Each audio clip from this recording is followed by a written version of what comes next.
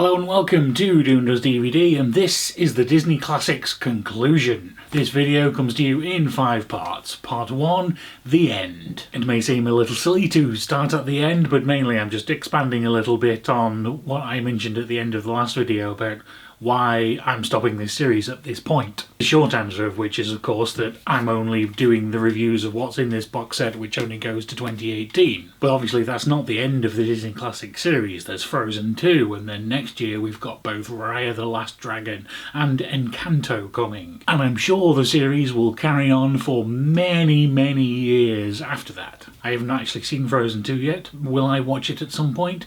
I will probably stream it at some point next year, but I probably won't actually put a review up for that, because when I came up with the sort of initial concept for this channel, it was more about reviewing films I owned a physical copy of. You know, I wanted to be able to hold up a actual copy of the film for the thumbnail. I wanted the focus to be a bit more about my collection rather than, just about reviewing films on their own. Now, that's no hard and fast rule. I could change it, but at the moment I don't really feel like it. Obviously, I could buy a copy of Frozen 2, but as I talked about in the original intro for this series, I've always avoided buying Disney films because I never quite liked how they released them. All the different versions and the artificial scarcities, I kind of find it a little annoying, and it's impossible to, buy the entire series in a matching set,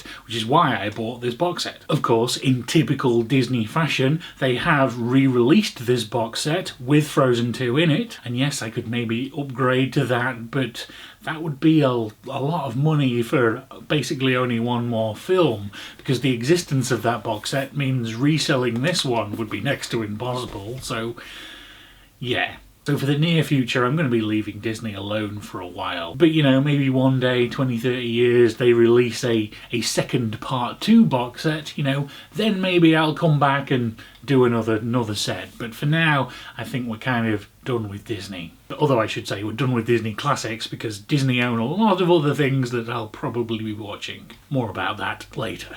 So, part 2, let's talk about the box set itself. It has lasted a year of weekly use. It's not, falling apart or anything. The discs are all well protected, so that's good. They certainly didn't cheap out on the construction of this set. And given that it's probably going to be a bit of time before I open it again, it's certainly going to last a while. And then the actual content of the discs. One thing I really appreciate about all of these is how there's nothing unskippable. At the beginning of a physical release, there's always, logos, and sometimes there's trailers, and sometimes some things are skippable, some things you can fast forward, some things you can't. But on nearly every single one of these discs, there's none of that. A press of the menu button takes you straight to the menu.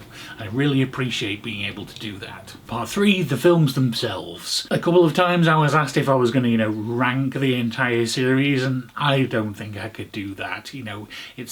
Things change too much depending on mood, and there's too many that are very close and hard to differentiate between. You could maybe differentiate them in kind of tiers, great, good, okay, bad kind of thing, but I'm not going to do that either. I will say though that my favourites kind of remain unchanged from before I started this project. It's the obvious ones from the Renaissance era: The Little Mermaid, The Lion King, Aladdin. I'm not going to pick a top favourite, but it's one of those depending on the mood, and that's still the case. But there have been some new additions to that tier that I really enjoyed for the first time, such as Tangled.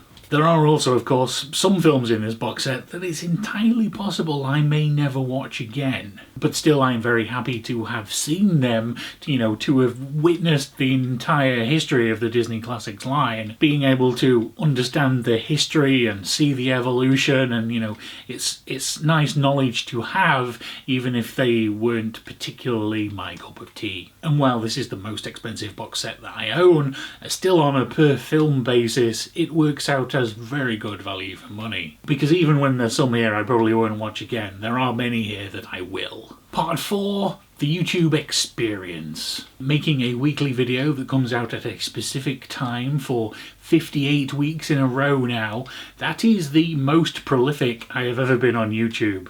I've been making videos on and off on various channels for something like 8 years at this point, but I've never been that consistent before. So that's interesting to me that, you know, I can find the discipline to do that if the goal is clear enough. And it's also interesting to see how the YouTube algorithm has responded to that. It's fairly well known that the YouTube algorithm likes consistent uploads. And you know, now it's nice to have some personal data on that fact. On average, one of my videos tends to get maybe 20 views. But at this point, all my Disney reviews have had quite a lot more than that. The average is something more around 60 to 80 now, thanks to the YouTube algorithm for suggesting my videos to people who aren't subscribed to me. The Rescuers Down Under of all films is over 800. But the key piece of data here is that it took about 9 or 10 months before that started happening. There was like a sudden growth. Now on the flip side of that, that hasn't led to an increase in either subscribers or likes. In fact, it's led to an increase in dislikes. But I have known for a long time that, you know, my appeal is a bit niche. But now I definitely have some data to back that up. So finally, part 5, let's talk about the future. What's going to happen on this channel next? First things first, I'm going to have a little bit of a break from weekly uploads. With the quick reaction format I've been doing, they don't take a lot of time each week, but they do sort of take a lot of your thought process. You're always planning and thinking about the next video. So first I'm going to take a little break from that and then start planning in more detail what comes next. The output though is going to be less. I do have other channels which I've been neglecting while I've been doing this series, links in the doobly-doo if you want to check those out. And so moving forward I want things to be a bit more spread out evenly, and so I'm imagining for the future that the schedule's probably going to be a bit more sort of monthly rather than weekly, but also likely with some smaller like month-long specials. Currently, for example, I'm thinking I'll probably do another Marvel May with, you know, looking at phase 3 of the MCU, and then, you know, probably some kind of horror review series during October, and quite possibly 2 or 3 other ones, but, you know, I will be thinking about what those might be during my little January break. The rest of the one-off videos will go back to being a bit more sort of random topics, collection spotlights, reviews of things I've watched and stuff like that. But of course, if you guys have any suggestions on things you would like to see on this channel, tell me about those in the comments down below. And so let's wrap things up. I have really enjoyed doing this project, and I'm both looking forward to taking a break and kind of sad that it's the end. Thank you guys very much for watching. I know there are a handful of you who have seen every single one of them, but whether you've seen all of them or whether this is your first, you know, thank you for the support. I've tried to respond to as many of the comments as I can, but I know I definitely missed some, so thanks for those and sorry if I missed you. I've definitely read them all, but you know, sometimes life gets in the way and you think to yourself, oh, I'll respond to that later, and you know, later never happens. But they are always appreciated. And so I think we have finally reached the end point. As always, thank you very much for watching, and I will see you again at some point with something new.